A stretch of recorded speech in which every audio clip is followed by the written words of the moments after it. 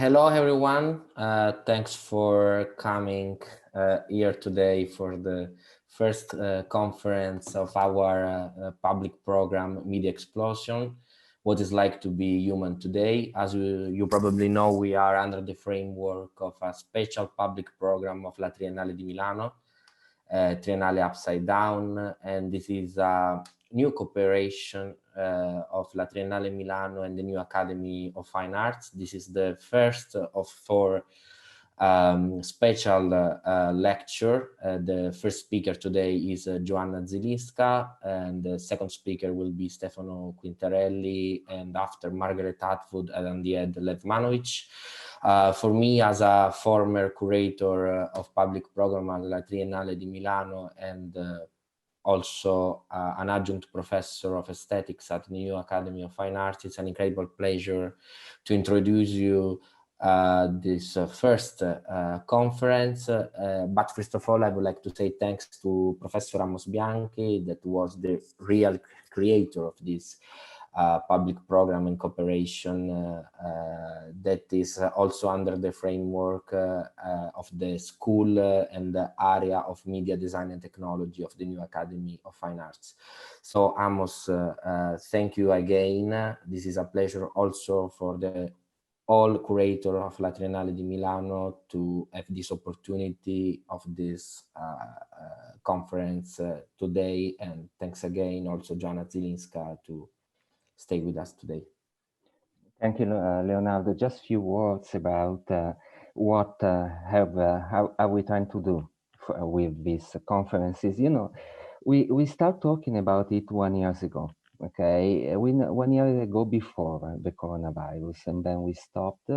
But at the end of the last year, we felt the necessity to have a digital edition of about the topics we were aimed to propose to our Italian, mostly Italian audience, to our students. You know, we are really living in an era where the pressure that's coming from the explosion of digital media is growing.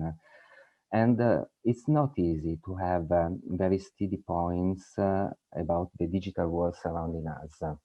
We are really in a period of acceleration. Whoever we are, educators, academics, practitioners, designers, students, there was kind of need, okay, to provide new perspectives, even to us who are in the field of digital media, to understand, okay, to really try to clarify what's really happening. And so really it was a pleasure, this link with between NABA and Triennale, to create this cycle of conferences. Some institutional thanks are absolutely due in this moment. It will be the only the first and only time, because behind this specific conference and the cycle, we have the work of several people, and I'd like to name them: Stefano Boeri, President of Triennale; Lorenza Baroncelli, Artistic Director; Damiano Gulli, Head Curator of Public Program; Marco Martello, Digital Manager. And for NABA, the colleagues of my area: Vincenzo Cucci, Emanuele Lomello, Stefania Carbonara, we are the team of Media and New Technologies; Luca Poncellini and Guido Tattoni, Head of the Applied Arts Department and Head of School; and Francesca Zocchi, Ginevra Stuto, and Ilaria Polimeni from the Digital Communication and Institutional Relationships of NABA, who really supported us in creating this this cycle of conference. And I'd like to thank a lot our public tonight. I saw a lot of students, and when we created with Leonardo with this program, we supposed that okay, we want to really have students in this cycle of conference, because it's hard. We need more hints, we need more ideas to clarify the moment we are living. And so tonight, our first guest, thank you very much, is Joanna Zylinska, writer, lecturer, artist, curator from Goldsmith University in London. She wrote in the last years some very meaningful books.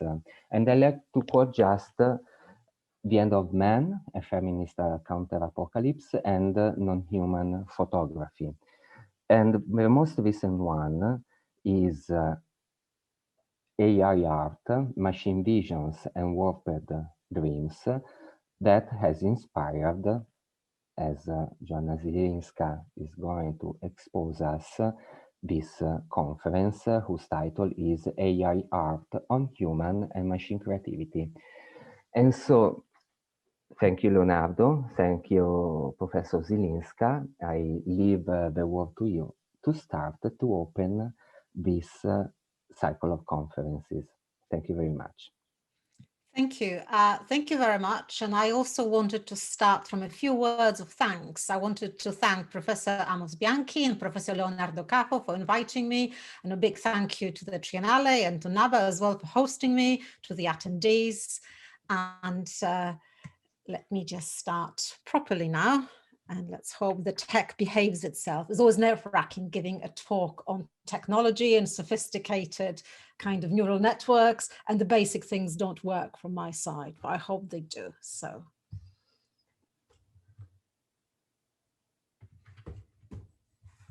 just give me a second. I'm going to share the screen with you and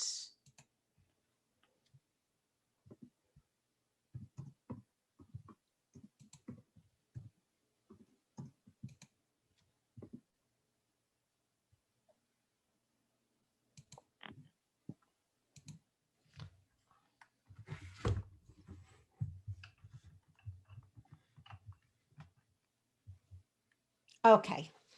Thank you. So I'm going to be talking to you today about human and machine creativity. By way of sketching out the subject of today's lecture, I wanted to introduce myself properly to you, to explain a little bit what I do and to say why I do it and how I do it. So this is me at an exhibition on artificial intelligence at the Barbican in London a couple of years ago. As you can see, the YOLO algorithm, that little squares that appear there, used in that display, thinks that there is only 40% chance that I'm a person, while other visitors were getting scores of 84% and more. Now, in this next image, you can see how I'm failing at digital subjectivity, being misrecognized by an algorithm on the basis of my basically non-existent data footprint from my social media. Those photographs foreground the fact that today we are constantly being seen, imaged, and reimagined by machines, from CCTV through to medical imaging and laptop webcams, as in now, where we all exist as moving pictures for one another on Zoom or Microsoft Teams. So my lecture today will discuss the role of machines in the construction of our identity as subjects, artists, designers, workers, or students, and as citizens in the age of increasing automation of many spheres of life. The technology of artificial intelligence, I'll be calling AI for short, will be seen as key to this automation. I will then look to art as a domain in which interesting questions can be raised for and about AI. Finally, the goal of my talk will be to ask questions about the actual spaces and institutions where thinking and learning about technology and creativity takes place: the modern university, the liberal arts college, the art and design school. Now, to give you a bit kind of further context for where I'm coming from, the primary concern of my work over the years has been the constitution of the human as both a species and a historical subject. Adopting the geological probe of deep time, I have looked at the emergence of the human in conjunction with the surrounding technologies and artifacts, tools such as stones used as hammers, or more sophisticated ones such as computers, language, art. I have also explored the entanglements of human and non-human forms of intelligence and perception. And this set of interests is what connects my recent writings: Non-Human Photography, The End of Man, and AI Art. Now, the planetary perspective of my work, as adopted in this video, Exit Man, which is now playing silently in the background, finds its anchoring in the socio-political concerns of the here and now, primarily the ecological and economic crises, but also the gendering and racialization of the apocalyptic narratives brought in as responses to those crises. Now, as well as looking into the human and non-human past, I'm interested in the future of the human and of the human habitat. And that's perhaps a good question to raise, the question of the future in the context of kind of coronavirus and the global pandemic. My method of working combines philosophical inquiry with artistic practice, which involves still and moving images.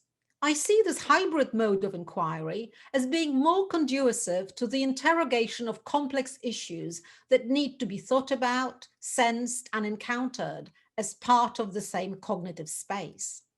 By looking from below, around, and askew, I aim to offer a critical vision that refracts the current images of the world as we know it, and that offers a glimpse of a world to come.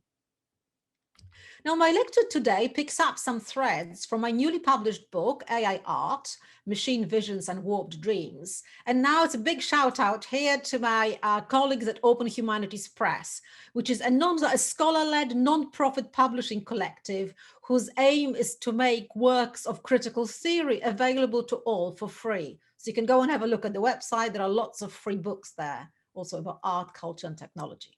Anyway, the book discusses the relationship between AI, creativity, and invention.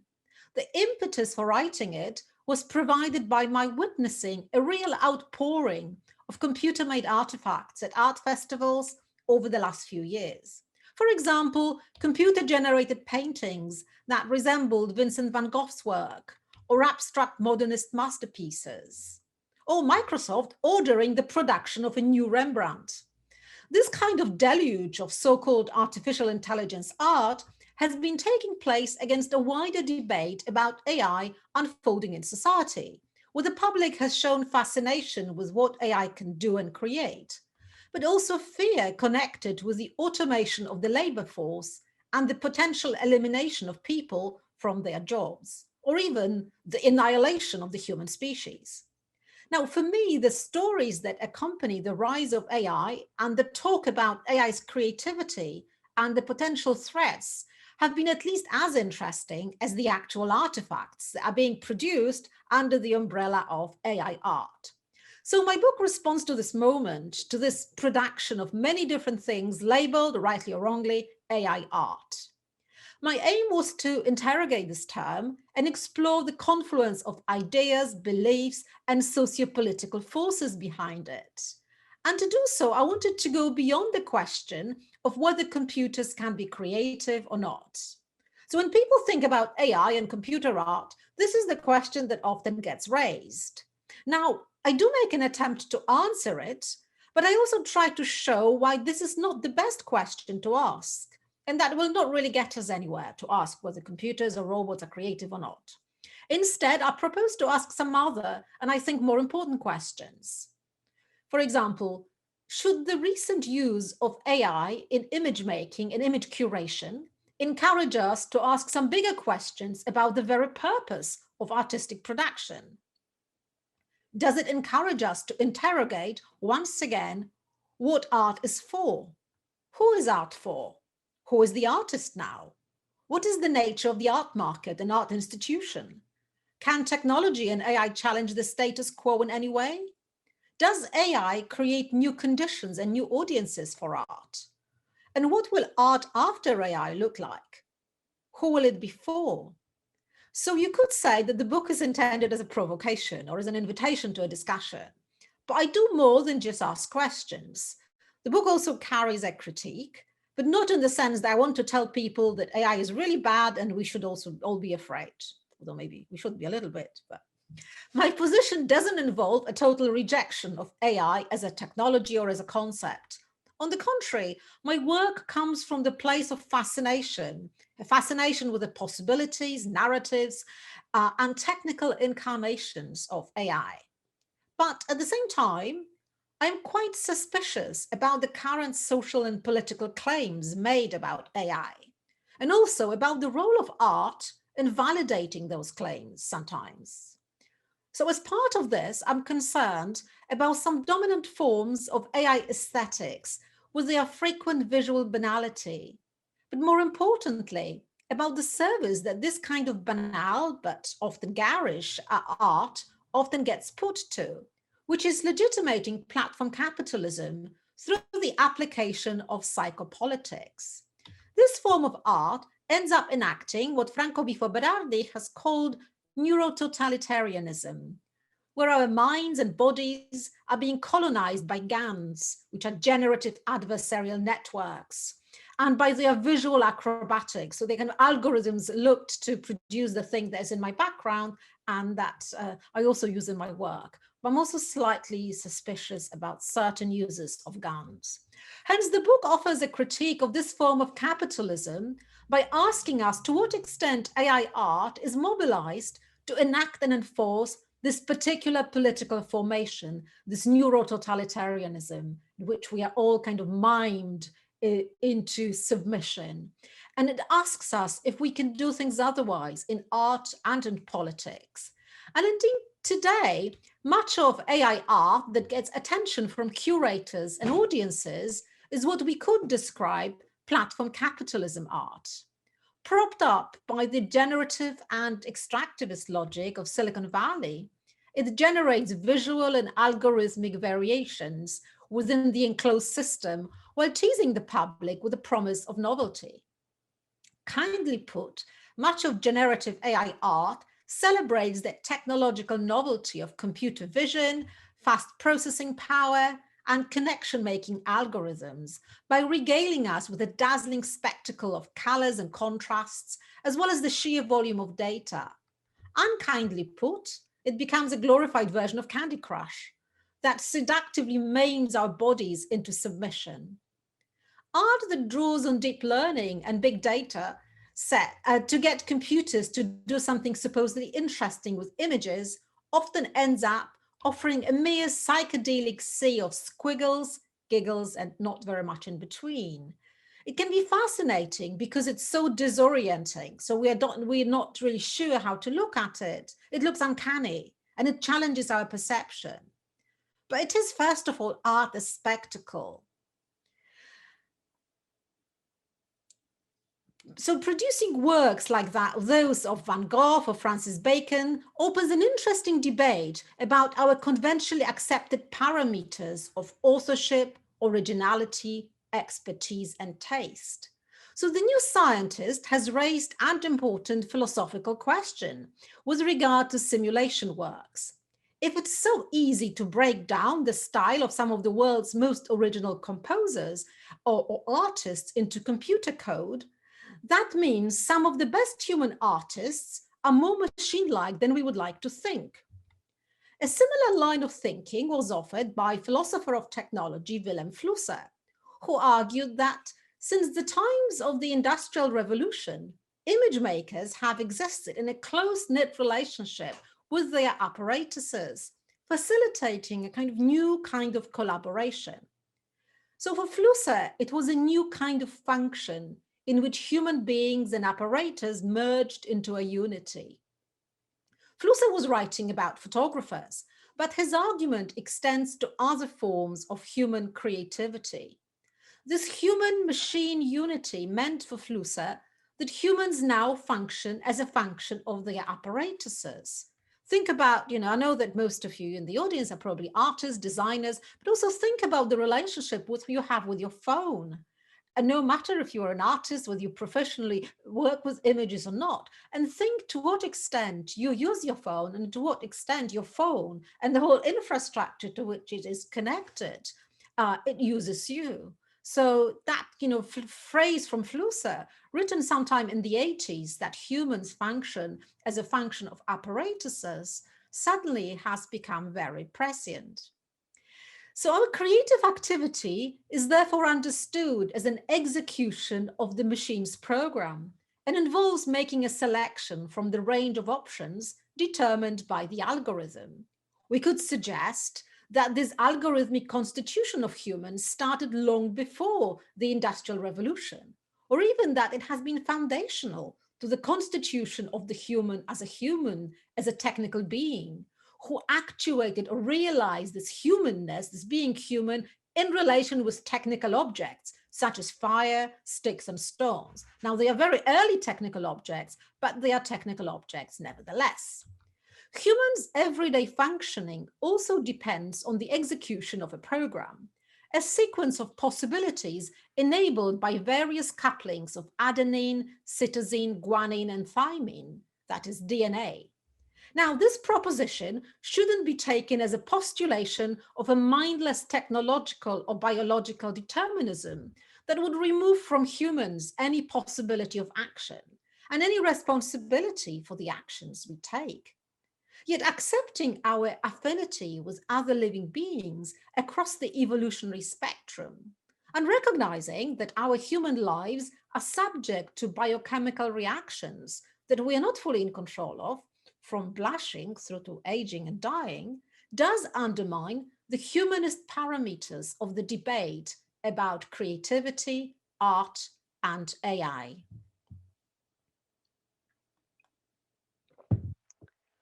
Now, disallowing the strict caesura or gap between humans and robots, machines, our supposed genius and artificial intelligence, such a post-human view of the human recalibrates human creativity as partly computational.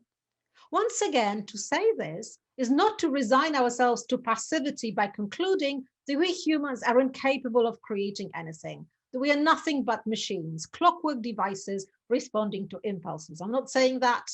Flusser is not saying that. It's only to agree, after Flusser, that just as the imagination of the machine, of the apparatus, is greater than that of all artists across history, the imagination of the program called life, encapsulated here in the double helix, the program in which we all participate, and which is an outcome of multiple processes running across various scales of the universe, that this far exceeds our human imagination. We don't yet know what a body can do, as Spinoza said. We don't yet know what life can do. To understand how humans can operate within the constraints of the apparatus that is part of them becomes a new and urgent task for a much needed post-humanist art theory. In this new paradigm for understanding art and creativity more broadly, the human would be understood as part of the machine, dispositif, or technical system, and not its sole inventor, owner, and ruler. A post-humanist art history would see instead the production of all artworks, from cave paintings through to the works of so-called great masters, and contemporary experiments with all kinds of technologies, as being produced by human artists in an assembly with a plethora of non-human agents, drives, impulses, viruses, drugs, various organic and non-organic substances and devices, as well as all sorts of networks, from mycelium or the kind of mushroom network, if you like, running under our feet, through to the internet. The frequently posed question, therefore, can computers be creative, which I mentioned earlier, therefore reveals itself to be rather reductive, because it's premised on a pre-technological idea of the human as a standalone subject of decision and action. The computer, the machine, be it in the shape of a PC or an algorithm, is only seen here as an imperfect approximation of such a human. Therefore, we are better off asking, after Flusser, whether the human can actually be creative, or more precisely, in what way can the human be creative? Now, many artists have been asking these questions for years, experimenting with questions of human and machine creativity in a way that goes beyond the humanist paradigm. Robot art by Leo Nelmora is an ensemble of small robotic vehicles traversing a large sheet of paper and leaving multicolored line marks on it to create a large abstraction. Mora explains that his robots have been equipped with environmental awareness and a small brain that runs algorithms based on simple rules. The images obtained are not designed in advance, but are rather the result of randomness and communication between the robots on the canvas. So the artist's principal interest lies in exploring complexity in art, produced in collaboration with robots.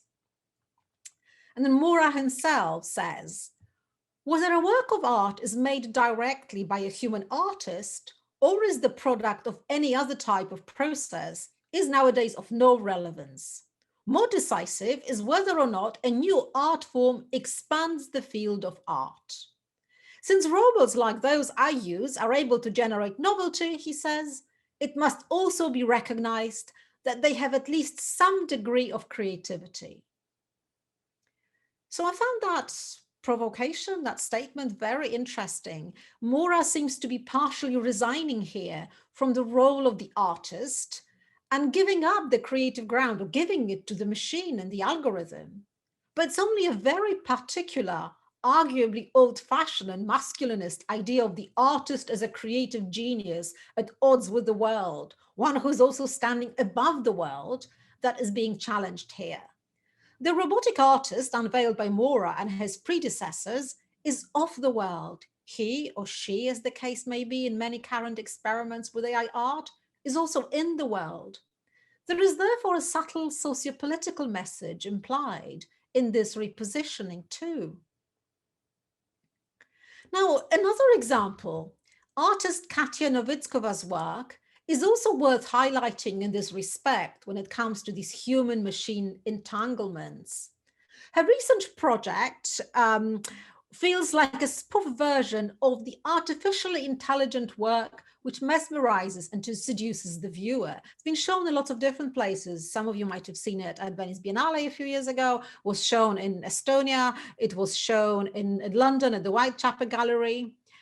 Yet there is no visual seduction as such, but the visitor instead, to a strange archive of images and objects, is faced with a set of puzzles. What are these electronic cradles doing? And what's happening to the human babies they were meant to be cradling?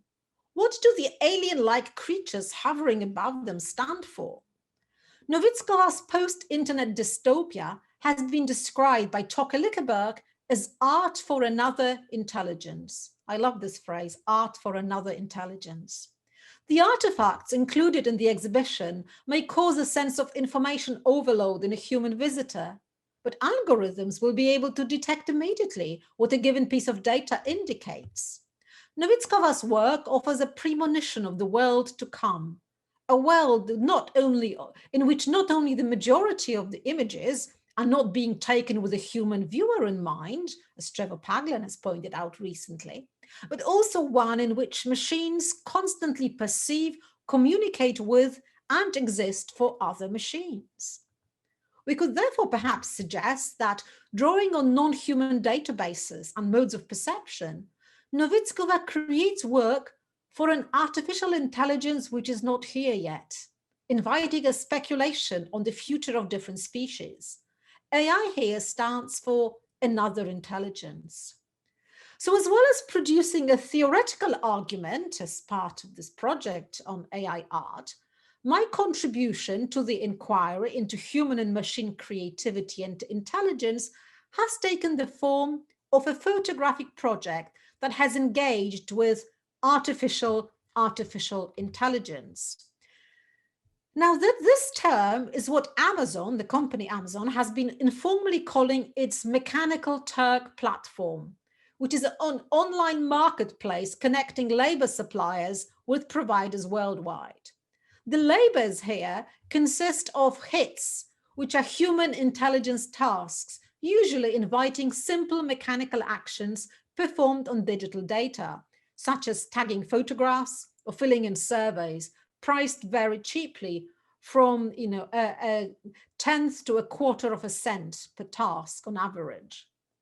Mechanical Turk basically puts humans in the role of machines because it would be too impractical and too costly to program a computer to do such kind of repetitive, pointless tasks. Now, in a somewhat uncanny anticipation of the world become window situation of coronavirus capitalism, in 2018, I commissioned 100 M-Turkers, mechanical Turkers, which they're called, to take one photo of a view from a window of the room they were in at the time. And I'm going to show you the project. Let it play for a moment.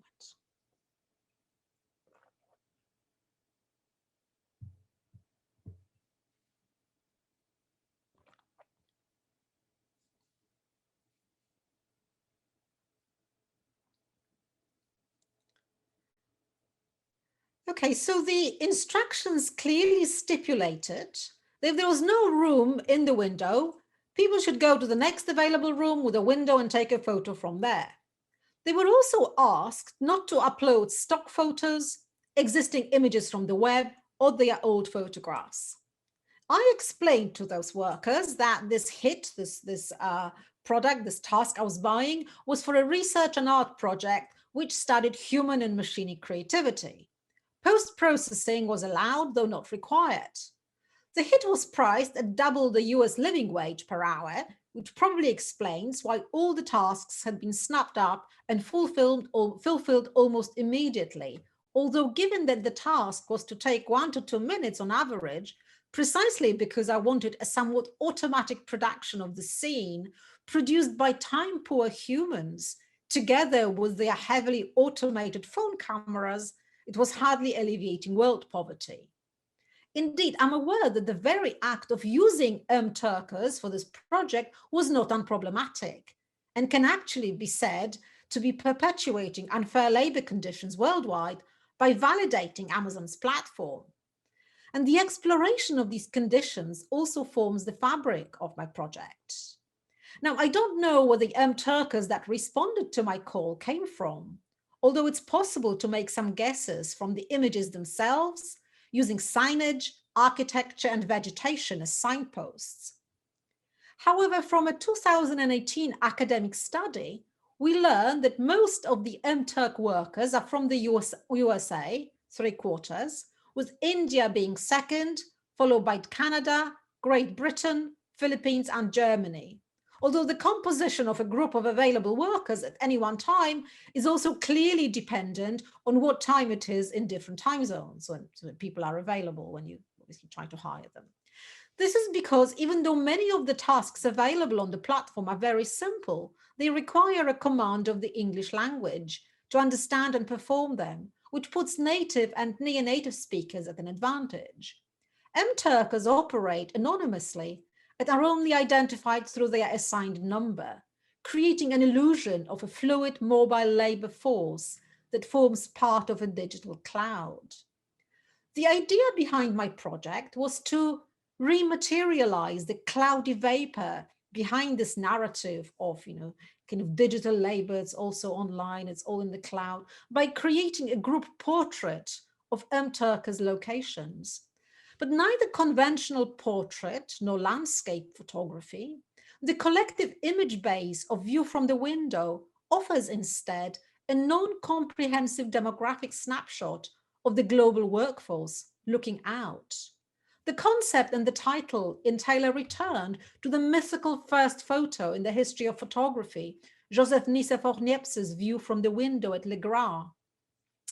Due to the limited sensitivity of photographic materials, the pewter plate covered with bitumen at the time, Niepce's image of a view from a window of his country house in Bourgogne in France took 8 hours to expose. And it resulted in a scene which the human eye could never see, with sunlight and shadow being visible on 2 sides of the building, at left and right. And just to say that this is the same picture. The one on the left is the actual plate. You might have seen it some, in museums. And the one on the right is when scientists try to extract something from the image and make it a bit more visible. So, and this is so-called first photograph in the history of photography. And I'm saying so-called because there's all the firsts. There are a lot of claims to origins and you can never be really quite sure. So this so-called first image in the history of photography therefore presents a distinctly non-human vision. It's like 8 hours, shadows on both sides, something while enacting a non-human agency at the heart of its production. And it's also the reason I chose Niepce's image as a conceptual frame for my MTurk project. So the artificial intelligence of Amazon's invisible and distributed labor force can therefore be described as undigital in the sense that even though it uses digital technology to perform at least partially digital tasks, simulating the work of machines and its quiet efficacy, it also raptures the seamless narrative and visualization of the machinic world. It does this by bringing the material traces of human bodies and their locations into the picture, literally. So the view from the window shows us that there is a window in the first place, or not. This window is not just a rectangular visualization of the software interface patented by Microsoft and used by other operating systems as part of the user-friendly kind of user interface, but also a metal or wooden frame holding a glass pane, occasionally also curtains, shutters, mosquito nets, that brings in the outside world, while also keeping it at bay precisely as the outside, the place in which the person is not. And obviously the whole kind of project gains, as I mentioned, some uncanny dimension now that we are all living as a kind of square rectangles, that we all become photographs, images, looking out of windows, and windows in our houses where, you know, a lockdown happens. And now in England, in London, we are in lockdown number 3 at the moment, but also looking at, you know, at one another through windows of Zoom and other platforms. In her book, provocatively titled Artificial Unintelligence, which deals with a misguided belief that computation can solve all complex social issues, Meredith Broussard argues that how you define AI depends on what you want to believe about the future. Yet, unlike Broussard's effort to humanize technology and bring the human back to the center of the technological assembly, my view from the window doesn't aim to simply humanize techne. For me, such a well-meaning effort can only be misguided because it's premised on the severing of the constitutive relationship with technology that we've always had, as I said earlier, starting from early technologies such as stones used as hammers and, you know, ropes and things like that, fire. But what it does offer is a different vantage point for perceiving this relationship at this particular moment in time. And more importantly, a recognition that there is a vantage point and that the view from nowhere, as Donna Haraway puts it, promoted by a lot of AI designers, ends up putting a very specific white male ahistorical human in the picture.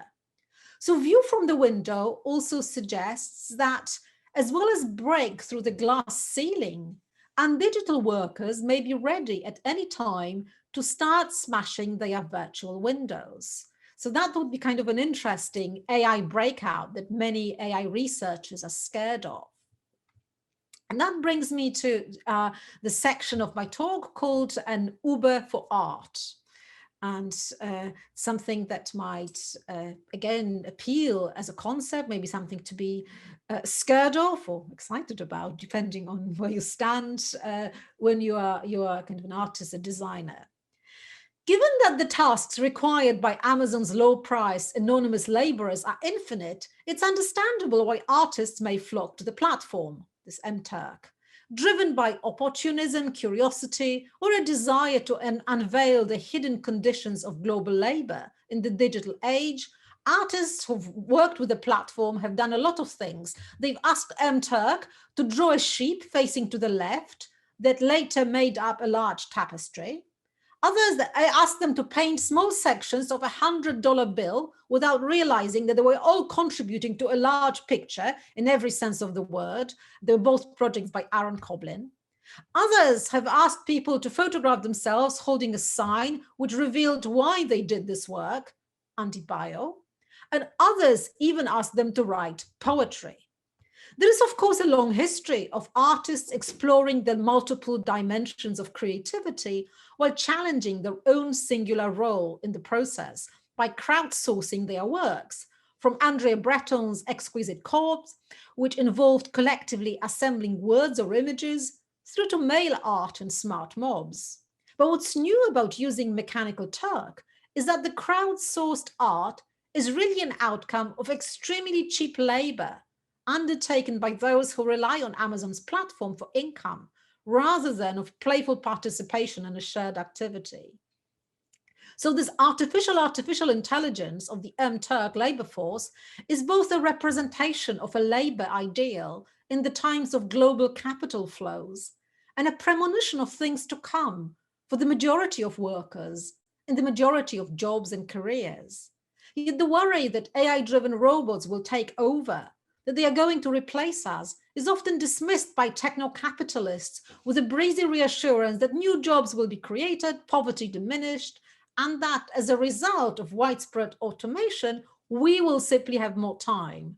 And obviously that argument is found particularly wanting in the aftermath of kind of coronavirus and the rising in price of a lot of these companies and the loss of many other kind of jobs which were much more on the ground. So the rebranding of unemployment and precarity as freedom sounds particularly ominous in the positive reports about the supposed desirability of the gig economy with its flexibility for all.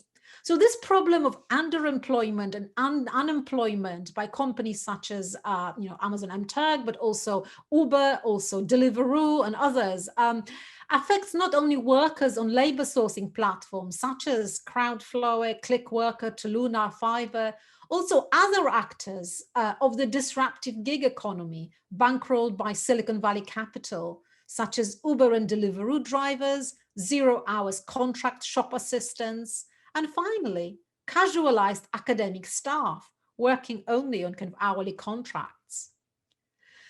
Academic Darren Werschler's afterword to Nick Thurston's book of the subcontract, which is this book of poetry, also commissioned by the platform MTurk, makes an important suggestion with regard to the force of such projects. More than as a critique of a particular form of creativity, with all its forms and conventions, or even of the economics of MTurk, he suggests Thurston's projects should be read as an institutional critique of the conditions of the production of art today, with the fame and glory attached to the singular auteur, singular genius, but with the labor and infrastructure provided by the Legion. Now, this applies to fine art made by the likes of Damien Hirst, to which, of course, there are historical antecedents predating the era of industrial capitalism, as much as it does to fashion, design, or entertainment media. Now, Werschler proposes to read this book of the subcontract not as a solution, but as a symptom of the age in which all sorts of activities, including poetry writing, are reconfigured as automatic human intelligence tasks. This goes hand in hand with a full automation of typically human creative tasks today, such as reporting, journalism, data analysis, with an increasing list of jobs and careers being threatened to be lost to AI. Because AI write quite viable reports these days. Poets and professors can point to this change, says Werschler, but so far haven't been able to move beyond it. And as we are beginning to realize, our tasks too, as artists, as poets, can be outsourced. This state of events, deemed the Uberification of the university, Uberification of academia by Gary Hall, hints at a near future in which we all become entrepreneurs of the self, with every aspect of our lives, from inhabiting a room or sleeping on someone's sofa, making friends and dating, through to walking, monetized, both as a shareable good and a data point. If we were in the same room, I would ask how many of you have got Fitbits on your wrist and how you're monetizing walking as well in many places, and in the US, for example, to get discounts on insurance. So any wealth generated as part of this so-called sharing economy, writes Hall, is concentrated in the hands of relatively few, who also centrally control the platform, software, algorithm, data, and associated ecosystem, deciding on pricing and wage levels, work allocations, standards, conditions, and preferred user and labor profiles. So obviously we know how well Amazon has done in the pandemic, but Hall offers more than just a critique of the precarious labor conditions in the digital economy for creatives, for academics, for artists, or of the extension of these conditions to professions and careers that were previously seen as safe from the disruptive logic of its algorithms, poets and professors. He also issues a call to arms aimed at those in higher education, highlighting that the university, where we can broadly say also the humanities or arts education, art and design education, that are one of the few spaces in post-industrial society where the forces design. where the forces of contemporary neoliberalism, anti-public sector regime are still being overtly opposed, to a certain extent at least. Now, the most important question we are posed with here is not therefore whether robots or algorithms can replace us as artists, photographers, poets, and professors. Although to answer that less important question, they surely can, by being able to produce singular artifacts that will take us in, evoke the sensation of beauty, become popular, or even sell well, and by producing online books, classes, whole courses made up of the existing and rehashed content that will do, for a while at least. The question rather is how to create conditions in which creativity with its accompanying institutions, especially those not driven by the logic of profit, capital, and innovation, such as public universities, such as gallery spaces, those with the kind of outlier critical subjects, such as visual culture, foreign languages, subjects that are less directly instrumental. And how about art schools, state-owned galleries, museums, cultural centers? How do we ensure that they still count for us embodied humans with material and other needs? Not just count, because they surely do count. How do we ensure that they exist? Another important question, or question that's gained double importance in the light of the pandemic. So this defense of art practices and institutions for the human, on my part here, has nothing to do with residual humanism, a desire to preserve our uniqueness, sense of beauty, or any other humanist niceties of this kind. But it has to do with asking poets and professors, artists and photographers to keep fighting against the uberification of the university and the art school, of knowledge production and art production. With a view from the window and the wider project of digital photography, I want to show that even though we are all entangled in algorithms, it matters how we use them, what visions and vistas they will be made to produce, who will get to see them, who or what will take the picture of what, in what circumstances, to what purpose, and for what price. Building on the legacy of the term in computer science, this kind of project of undigitality becomes for me a way of reframing the picture after it's been taken, of refocusing and resuming on what matters and rethinking what matters to begin with. It's also a way of seeing image making as a kind of practice that is quintessentially unfinished, moving beyond the uniqueness of the single image on a gallery wall or the predictability of the Instagram flow. And digital imaging becomes an ethico-political opening towards the unknown, coupled with a demand for this knowledge not to be computed too quickly. Now, I finished making the project in 2018, but it has acquired a new dimension with its premonition of a world behind windows and screens in which we have all become part of a vapor-like global labor force, no matter how creative our occupations or ambitions are. The belief in the wisdom of the crowd associated with the optimism of the early internet era and driven by the spirit of communitarianism and collaboration has lost its shine in the age of global surveillance, digital surveillance, fake news, Twitter bubbles, and the possible election manipulation via social media. The crowd has now been revealed to be not so much wise as moldable and subject to all sorts of exploitation. We have also learned not only that they are really watching us, but also that we are doing it to one another. We are all M-Turks in Jeff Bezos's or Mark Zuckerberg's digital factories, a state of events that has become exacerbated under COVID-19. And this lecture and its format are a testament to the state of events, of course. So crowdsourcing becomes a form of crowd mobbing. And thus, even if I argue that we have always been artificially intelligent in the book, the specific historical and cultural labor practices of humans at a given point in time matter. The broader goal of my work, visual and theoretical therefore, and pedagogic, I'm also a lecturer as well, I teach in art institution, is to interrogate whose interests are being represented and who can afford to be creative, where, when, and for how long. Thank you.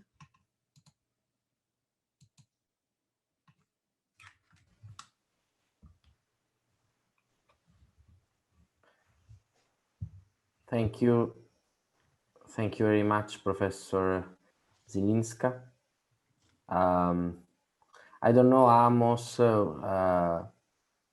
we can try to open the discussion also with the students, or if you want to start with a question for the Professor Zylinska. No, absolutely. While we wait for some Q&A, I just remind you that we have a Q&A section, okay, in the bar of Zoom. I thank you, Joanna Zylinska, for this inspiring and very, very dense and challenging, okay, presentation, because really our attitude, okay, in considering what is the relationship between AI and creativity has been really assumed under a different perspective. I just a question, okay? Now we are here. I tell you all the participants, if you want, you can write your question in the Q&A section, and Professor Zylinska, Leonardo, and I are here to debate about your question. And when you quoted Flusser, I want to start from that because I studied with Antonio Tavonia here in Italy. Antonio was used to say, we have always been a cyborg. That means we can't at all think about ourselves without considering technology, without considering better the way we deal with the environment surrounding us. There's no pure position of a human being detached from his, her environment. But my question is, really, we are living, let me try to phrase it in a proper way.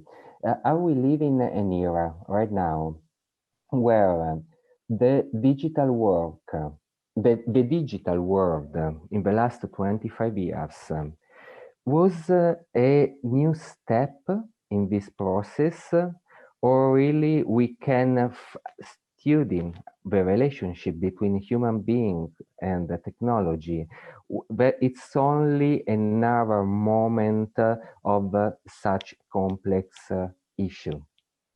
I mean, really, we have to think about ourselves in a different way. We live in this specific historical time, or really, we are simply part of the huge flow that started probably in Africa some millions years ago. Mm-hmm. Thank you. And I think that question goes to the heart of my kind of theoretical framing of that kind of understanding of us having always been technical, having been technical beings. And we can find traces of that work, for example, in the writings of the recently deceased French philosopher Bernard Stiegler, or in kind of Gilbert Simondon. We can find that in the art practice of Stellac, who always says, we've always been cyborgs, we've always been zombies, so there is no need to panic.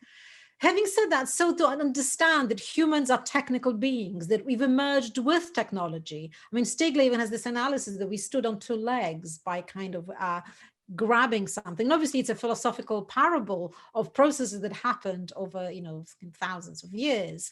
But it's kind of makes us understand that we've become who we are in relation with some externality, something outside, be it a stone, a stick, that, and the stone became not just weapon, that became a hammer, but maybe also became a mirror. When we polish that stone, then we could see it's ourselves in it, and we gain kind of consciousness. Again, that didn't happen like overnight, but that sense. So to understand that we've always been technical changes a certain narrative, and it stops us from getting over hysterical about some understanding of the relation with technology. Having said this, it doesn't mean that not all technologies are created equal, and not all relations should be seen as immediately desirable. So my relationship as a technical being with a technological giant Amazon is not necessarily one that could be understood in the kind of ethical sense as a kind of productive or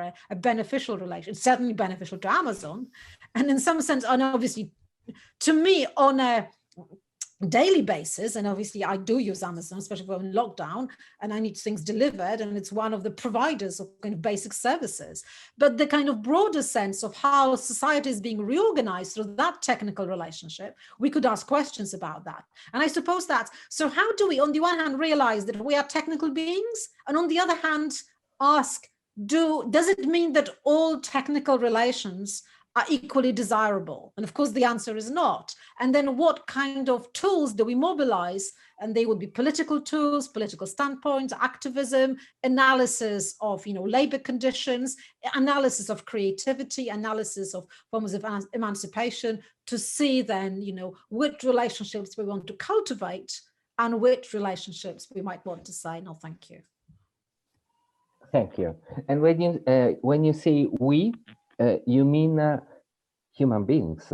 Yes, I mean human beings. And then also, again, because obviously human beings rarely agree on anything, so that we would have to be qualified, and, it would become, you're talking about a group with whom you are kind of working. You are talking here in the academic and artistic context, as a group of creatives. You're talking about creating some kind of communities within which there will be conflict, but within which you're still trying to work out the language.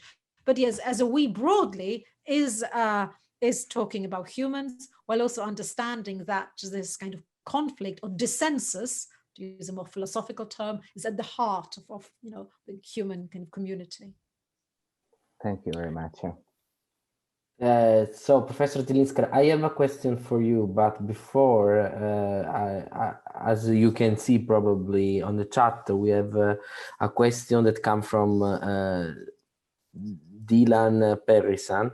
I don't know if you can see the question on chat, but the question is, what do Zylinska think about Gaia? Oh, yes. What kind of relationship we, human beings, can relate with that? I don't know if you want to answer. Yeah. I mean, I think there are some also further questions up there posed earlier, so maybe we'll go back to them as well. But a question about Gaia. I mean, as a systems theory, Gaia was interesting because when at first, like James Lovelock proposed that, and people got a bit panicky thinking, oh, it's all too new age, we should give it up. But then obviously it turned out that his work and the work of biologist Lynn Margulis had a lot to offer in terms of understanding kind of the Earth, our planet, in systemic terms, understanding how different systems are interconnected and how humans themselves are also kind of certain organisms that run on systems. We have even given names of systems to our, circulatory system, neural system. So I think there is a lot to be said for the concept of Gaia as providing that systemic understanding, but also giving something else. Gaia, in that very scientific approach, even though it might sound a bit, say, kind of new agey, it kind of isn't at all. Gaia, that proposition also carries an ethical injunction, a call to others to understand that the planet is our responsibility. So it might seem like a banal thing to say today because everyone is on about the planet and climate change. And yet, of course, it's really important. And for me, and the issues of AI and issues of planetarity in relation to climate change are absolutely interconnected. And I've got a whole section in the book called AI as the Anthropocene Imperative. So it's another AI. So Anthropocene Imperative as an AI calling on us, but also posing a question of how do we live in this kind of new geological era, and whose responsibility is it? And I'm not offering that AI will save us from it, but as the current developments, especially around power use there, around the kind of developments in Silicon Valley, allow something as well. So that would be my answer. I think there were questions earlier on in the chat. Shall I go to them as well? Sometimes you can see some questions, sometimes just, I don't know, thanks, Professor Zylinska, for this conference. It's full of things, but if you want, you can see. Yeah, but I'm happy to be guided by you, Leonardo, so please, okay, but please choose and pick. Okay. Now, I have a question. If I can ask you something about this issue of Anthropocene, okay? I'm not understand it's for you, the Anthropocene, it's the right terminology to understand our geological current condition. What do you think about the debate against the definition of our geological epoca in the sense of Anthropocene? For example, the feministic approach that think that Anthropocene is more, so you know, it's super anthropocentric terminology to understand something like a geological condition just in connection with our human condition. If you think that, for example, we need to use another kind of terminology like, I don't know, capitalocene or something like that in the framework of, I don't know, Don Haraway. And this is a question that is in connection with the question of Gaia and your answer about the Anthropocene now. So I'm kind of with Donna Haraway on this. There are lots of problems with the term Anthropocene, referring to this current geological epoch in which the human is set to be, the primary or the key geological agent that really changes the organization of the world. In a way that is stratigraphically significant. So you'll be able to see the kind of human trace after centuries. And also that speeds up certain changes around ocean acidification and pollution through burning of fossil fuels. So all of that, but also through that story of the Anthropocene, the human becomes self-aggrandized, as in, oh, isn't the human amazing? We've managed to mess up the planet. So that becomes a story as well of almost human greatness, while at the same time talking about how rubbish we've been because we've created, we've turned the planet into rubbish. So I'm aware of all of this and how not all social groups, geographical groups have contributed equally to the destruction of the planet, how it's a political question as well. So I'm aware of this, but I'm with Donna Haraway on it because it recognizes that we could use all these other terms. And I think the debate that has happened has been really important, exciting in the humanities, people coming up with terms like plantational scene or oil scene or Cthulhu of Haraway. But also I think that does make sense to continue with the Anthropocene because it opens something up. So we can have especially in the ambience of humanities and the ambience of art, we can have an opening up of this term, probing it from different angles. But also I think it's worth continuing in it because a certain trajectory has been established. And also it's one of the few kind of situations when suddenly humanities and scholars and artists and scientists come together to talk about something. So rather than argue about the term, suddenly a sense of a joint project emerges. But as I said earlier, again, as always, with groups of humans coming together, there is going to be a lot of conflict, a lot of disagreement. So for me, it would be better not to waste that energy on arguing over the terms too much, I suppose. Thank you, Professor Zylinska. Thank you. And now I want to, I opened the Q&A section and it's full of questions. So I try to resume a couple of them and to start with them.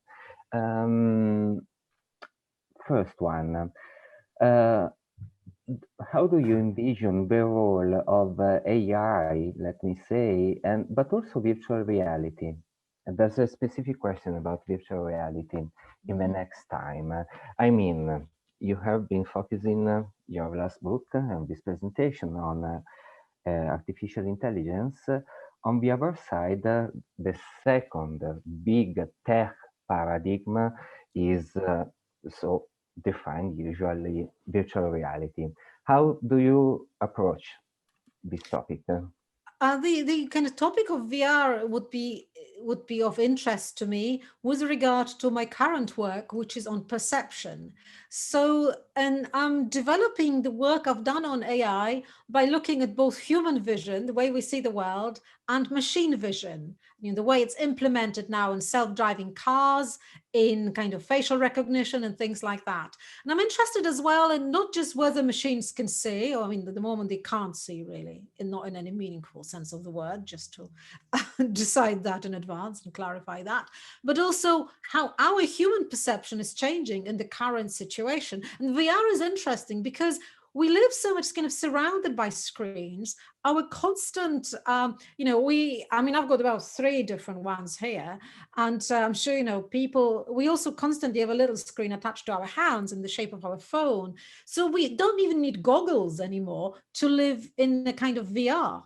So maybe VR is a technology in which you kind of enter an alternative reality and have this sensuous multisensory experience. I think also becomes a paradigm as well for living with different forms of images. And I think it's a lot of, because the technology obviously is getting better, people are getting less dizzy when they put their kind of helmet on and goggles on, do something. I think it can open something up for you know, for when it comes to our understanding as well of ourselves as perceiving being, of what it means to see, how we can see, but also it can change the research in machine vision as well, which I think at the moment machine vision is premised on a very instrumental understanding of vision as basically kind of data processing in the brain. And I think some work in VR, virtual reality, can actually teach and show us that, you know, perception vision is much more corporeal, haptic, and much more 3D.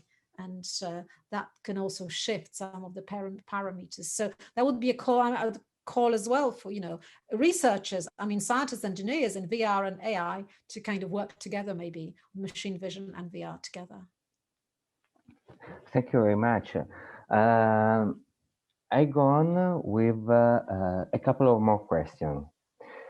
From Donato Medici, how can we be a technical being with a soul that cannot be replicated by a technical machine? Mm-hmm. And okay, let's start from this one. Mm-hmm. So the question of the soul obviously speaks of some kind of human uniqueness. And that would be interesting to declare, what is this uniqueness? Is this just, you know, is this our sense of being unique? Is that the soul? Is that our feelings? If we can we replicate the soul in the machine? If suddenly it looks like the soul because it passes a very sophisticated version of Turing test, you know, it laughs, it behaves, it jokes, it's ironic, can paint a picture, can paint a kind of art that surprises us, you know, does it have it? So maybe we can, maybe we can't. I mean, I'm very suspicious about the promises made in the names of AI. And I mean, I love a lot of kind of science fiction experiments, visual as well as kind of literary, because they open up imagination. But in terms of planning, I don't think we're anywhere near the kind of arrival at that kind of replication of universal kind of AI. So that kind of is interesting and kind of opens up different kind of dimensions. So yes, the question of the soul, whether there is something unique, what is it that is unique about humans? Is it, you know, the soul? Is it our self-consciousness? Is it our awareness of something? And, you know, would we be able to replicate it? I don't have an answer to this, but it's something that I think is worth probing, and that obviously philosophy literature probes very well. Thank you. And now, since really this chat is full of questions, I go on with the following one. It is from Gabriela Galati, and she says, "Hello, Joanna, very inspiring talk. Thank you. Seeing Mora's work reminded me of Michel Blazy's work, Le Lâcher d'Escargot, in which he gives beer to snails, which apparently they love, in exchange of a snail's painting for him a very big canvas. Blasé sees this as a form of domestication that doesn't imply exploitation, but mutual benefit and collaboration.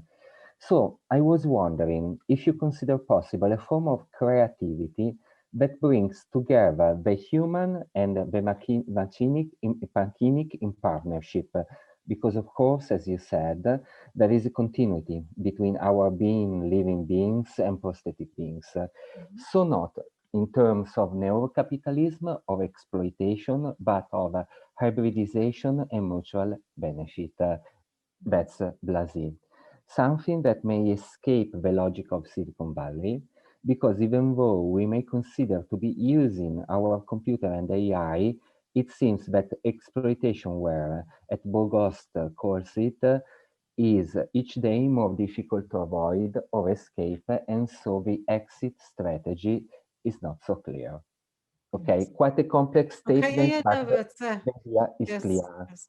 Hi, Gabriela. Thank you for the cracking question. And so the way I would approach it, I mean, I think it's obviously a thought-provoking project, and that form of collaboration. I mean, obviously, there is something happens, and something happens here in that kind of exchange that is not just fully controlled by the human, that lets in this other animal other into into that relationship with the human. But we also have to understand that the idea of making a picture and the idea of this exchange and the idea of this being validated and co-creation, they're all concepts put together by the human. So it would be interesting, and obviously we can't, the same way as we don't know, as Thomas Nagel has argued, we don't know what it is like to be a bat. We can have a fantasy of what it's like to be a bat. We can approximate, we can try, but we don't really know the feeling, the sensation. We also don't know what it's like for those kind of slimes or snails to actually be involved in that project. So something occurs in that relationship, obviously something there, but by itself, those animals, insects, reptiles, whatever kind of species, mosquitoes we mobilize, they might not have joined that relationship. Now, Haraway, obviously, as you probably know, in her idea of companion species, talking about relationship with dogs, she says, well, dogs might not want to be trained or not volunteer to be trained, and yet they are getting happy, or they are kind of benefiting from that relationship as well, because training doesn't just satisfy human desire to train them, it also gives something to dogs in terms of their musculoskeletal development, their pleasure, bodily pleasure in being in certain spaces. Obviously, we project that dogs can't tell us this, but in some ways they can tell us through other forms of communication. So here it's interesting as well to say what drives the human in producing that. If we name it a picture, we name it a painting, we're already returning to a very human way of creating forms of culture that carry a particular value. It's not to say that other animals are incapable of culture. They might have very sophisticated cultures and very sophisticated forms of communication about which we know very little. But I do think it still raises the question, and obviously it's not a question of here neurocapitalism or straight exploitation, but neither do I think it's just a question of collaboration, because there is something else there that is worth probing, but it's also worth questioning the motivation, the desire, the interest of the human instigating that relationship. But any form of relationship we enter with other humans as well, there is often one person, one party, one side. There's dominating, there's instigating something. And any act, as we know from Levinas, from Derrida, even some forms of violence as well, can also be ethical. They don't always have to be kind of condemned, but obviously you have to proceed very carefully here, because it's not to allow violence, it's not to, and it's using the term violence in a very philosophical sense, very open. So we have to be very, very careful not to legitimate behaviors that would be harmful, that would be unethical. So I think that's my roundabout way of answering. Thank you. And I go on, maybe if you want Leonardo to raise it's just, as we can see, it's full of questions. Okay, yes. So for there is also some funny question, like for example, something about your background. What is your background? This is one of the questions that I can see. I don't know if you want to answer to. And in background, I don't know if the people meant academic or so is that the question of what do I do? No, about the Zoom background. Okay. This is the reason why it's a funny question. I wanted some kind of I would almost like reveal my life story to you, but no, okay then. It's the background, it's from a project I recently kind of finished. It's actually premiering tomorrow at a festival in Porto, and the project is called Neuromatic.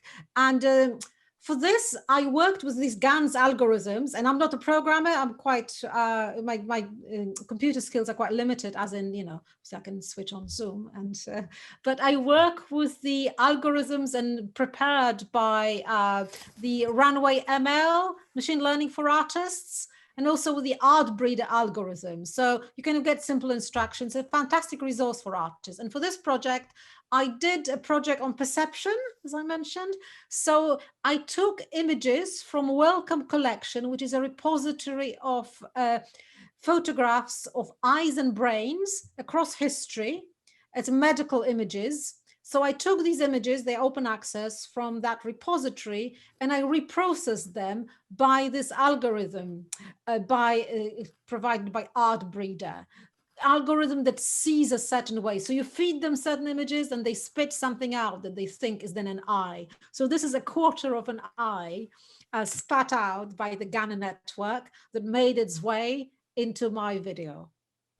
Another short question that comes from Gaia Longobardi, but it's an interesting question in my opinion. What do you mean, Professor Zylinska, when you say, have we always been artificial intelligence? Mm-hmm. So I think that links with our earlier discussion with Professor Bianchi about the idea that we've always been technical. So obviously, and to say, so we've always been technical. I hope we've explained that in the sense that, you know, technology in its simple form, it's not computers, not internet, but technology like fire, like sticks, like stones has been with us for a very long time. And to say that we have always been artificially intelligent is a certain riff on that idea. So I'm kind of playing here and putting it out as a provocation. So what I mean by this is that even our intelligence, our forms of understanding the world, intelligence as a way of making connections, kind of concluding, being able to think in abstract ways, is dependent on external relations. It almost comes from elsewhere. We've only developed cognition, consciousness, intelligence, but, you know, through relations with other people, but also with technologies, with infrastructures, with agriculture, with animals, with all these other things. So that's what I mean, that our intelligence, what we see as this feature of the human intelligence, has depended on other things, on other earlier technologies. If we agree that, you know, architecture, yes, but agriculture is a technology, for example, or hunting, or things, or even clothing, making clothes, you know. So in the sense that we've emerged who we are as humans through, you know, and in our intelligence and our consciousness through that kind of form. But obviously now what we call artificial intelligence today, that I'm saying it's only one very specific incarnation of that. And obviously what artificial intelligence AI now tries to do is replicate that human intelligence in machines. But I'm saying that ours has kind of always been, we've emerged through in that relationship with externalities. Thank you. And now I try to sum up 3 or 4 questions. I mean, here in our audience, a lot of people are 20, 25 years old. Okay, some of them are still students, some of them are starting a professional career. And the point is, okay, what kind of future we should try to figure out? I rephrase, how can I deal with such technologies, okay, when I am a designer, a media designer, graphic designer, and so on, and basically my projects, my profession will be for sure in connection, in relationship with digital tools, current digital tools, but digital tools of the future. I mean, you as outlined, okay, 2045 will be according to Ray Kurzweil the year of singularity, the year in which we supposedly will have a turning point in the history of human beings, and the relation human-machine will be reverted. So yes, the future. I think the most important thing about this future is to assume that the future, asking the question of the future is a task. So in a way, I would answer, and I would say that to the students, to future designers, future artists, future architects, programmers, it's take the question of the future seriously. And obviously, because I think the problem is maybe, and both was in relation to our kind of uh, highly capitalist society and in relation to the climate mess we are in, it's maybe because the question of the future hasn't been taken seriously for those in power, at least for a very long time. We know that politicians can't think about the future long term. They can think about their own future. Will I be elected? Should I do this? Should I do that? But suddenly all the different developments, including kind of the corona events, have put the question of the future on the table. And obviously AI also puts the question of the future on the table and longer term future. And I think the younger generation, and I learn about this from my students as well, they are much more aware.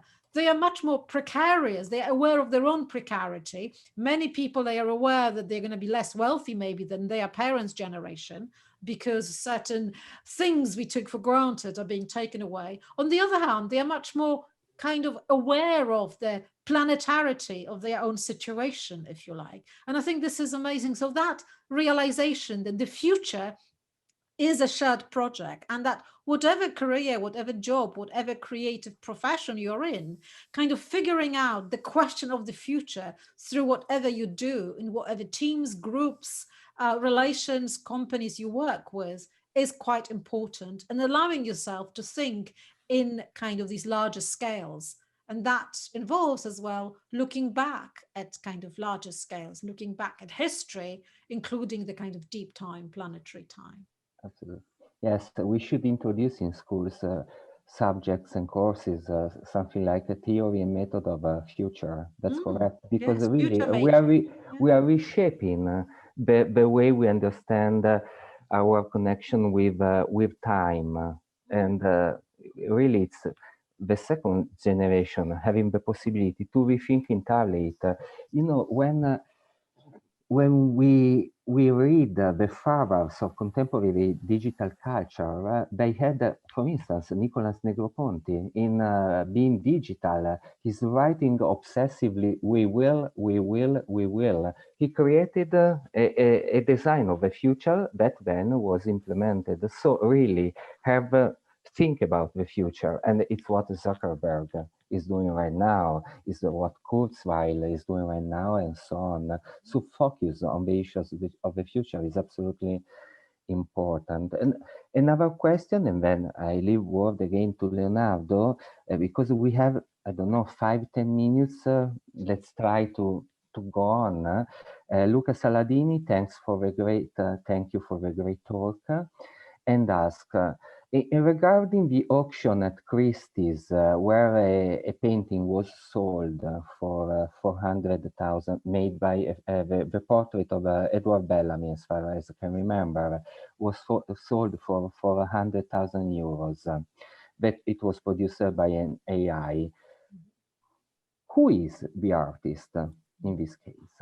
Because that's a great question mark, not only in art, in all the processes involving AI. I mean, for instance, when AlphaGo defeated Lee Sedol in 2016 at Go, the Google programmers of AlphaGo said, hello, that's us who won. It was not the artificial intelligence, okay?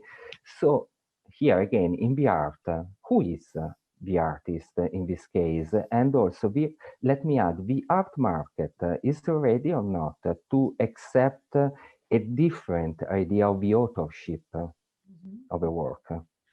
Well, that's why this kind of story of, work being sold at Christie's, I saw it more as a kind of PR kind of opportunity. So I was quite suspicious of this. And the debate it generated was interesting, of course. And the question of who is the artist is very important. It's a great question that we all can be. And I think but that event in itself, generating works of art that look like a little bit like, something we can recognize, being Van Gogh, Edward Bellamy, Microsoft has printed another Rembrandt, as we saw. So these PR opportunities, obviously, they kind of are done there to gain, to draw attention to some kind of programming behind this. But it's not to say only that the programmers are artists here, because I think the whole event points to the distributed idea of artistic creativity through centuries. And as we said, artists often produce things when fully on drugs. They were completely off their heads and they produced something. Who was it? Was it like mescaline that produced it? Or was it, their soul and was it, artists produced when they had high fever? Artists produced unconsciously with automatic writing and surrealist. Was it their unconscious? Was it there? But also, people, very many male artists had a whole kind of, their wives who did a lot of work for them and then they hid it. So the question of distributed artistic agency and the fact that, works have been produced through centuries, so-called, genius paintings were often produced as part of big kind of workshops that you would go and, now you're trying to verify, well, this is a real Tizian, or no, this is just like, this is like a sidekick did that. But obviously we can't ever be 100% sure until Tizian just comes and says, yeah, me, not me, or I don't remember this one. So that idea of distributed agency, distributed artistry, that has existed through centuries, very interesting. And those events, I think, put that on the table. When it comes to the future of art market, I don't think it's going to be like, if only because artists are too busy. So if AI produces more works that look like pretty or that sell, it's just gonna, I don't know, deflate the prices. Because I think you can do such shticks like once or twice, but after a while, people will become bored with this. Especially if it's a kind of imitative work, if it looks like something we recognize. But mobilizing AI art, like in that case with Leo Nelmora, who's got these little tracks going on the canvas and doing all these kinds of things. So that's interesting because it also opens another conversation. So somebody else asked in chat, can art change as a result of this? And I think that is possible. That is, art can change the discourse about art, our understanding of what art is. It's not to say it will improve, that we will paint better, I don't know, faster, I don't know, the brush strokes will be better. No, in that sense, but more expanding the notion of what counts as art, provoking new questions, provoking new relations. In that sense, I think the relationship or collaborations with AI can do something thought-provoking, I think, for the discipline of art, for the category of art, but also for the market. Yes, thank you. In fact, there's an issue, maybe not in the art market, but in several other industries. For instance, the car, who's responsible, who's accountable, who's liable when, let me say, artificial intelligences take decisions. We will see it. Yes. Leonardo, I think we have room for the last question and then... So I don't know, it's another question, for example, that comes from this moral framework, if you want, Professor Zylinska, is a question of, sorry, because now the chat is, of Veronica Postacchini, okay, and the question is, more or less, what fundamental rights should we have to interrogate the data sets, algorithms, and so on being used to make decisions on our behalf? So the question of what fundamental rights should we have? I mean, we already have a certain, obviously, a number of both moral and political frameworks. I mean, political frameworks are laws. So, and I think for the question of should robots have rights, should algorithms have rights, which often gets raised as well. I think, we, on the one hand, obviously, we have forms of regulation, and maybe the political discourse is more important actually here than the discourse of moral philosophy. So the discourse of regulation, the discourse of kind of permissions, the European Commission, I think, is doing quite a lot of interesting work around understanding our relationships with our algorithm. So maybe for me, the question of moral, in the area of moral philosophy, it's not the first terrain on which I think the most important things should happen, even though this is the question that often gets asked. And, you know, a lot of companies have moral philosophers employed, but very often, I'm quite cynical about this, I think they often employ moral philosophers to get them off the hook, to just say, yeah, we've cleared that with ethics, so we can go on and do what we want to do. But that's why questions of regulation, questions of kind of political kind of arrangements, questions of how would we like society to be as a result of those particular interactions with algorithms, I think are probably more important questions, rather than just staying in the domain of rights and in the domain of kind of individual responsibility of a particular algorithm or programmer. I completely agree with you. I don't know, Amos, probably it's enough, or if you want, Yes, because we are full of questions, but I suppose that our time is over. Our time is over, absolutely. Let me just say that the next lecture with Stefano Quintarelli will be about this topic. In this global process of dematerialization, Stefano Quintarelli is also advisor for the European Commission exactly about this theme. What political choices to make when we have to deal with these issues in order to guarantee the rights and a good life for our citizens at large. So I think I think okay, our time is over, and it was extremely dense, challenging, and interesting what we said.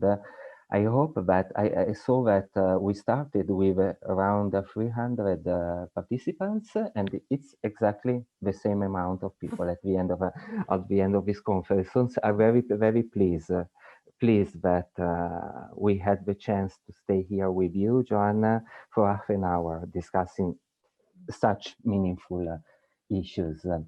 And before I thank you, I leave a word to you and Leonardo just to conclude. I just simply remind that in the next days, the recording of this half an hour will be available on YouTube channels of NABA and Triennale. So it will be possible for us to review it. And I close here, Leonardo, Joanna, to end this very intense night. Thank you very much, and thank you for the invitation, and thank you for attendance. And I've been honored to have been invited and to have been able to speak to you all. So thank you for having me. Thank you very much, Professor Zylinska, and also thank you very much, Amos Bianchi. It was really a pleasure to stay with you and see you for the next conference with Stefano Quintarelli. Thanks to our public today, and sorry for the other questions, but the time it's over. Thank you very much. Thank you. See you soon. Bye. Bye.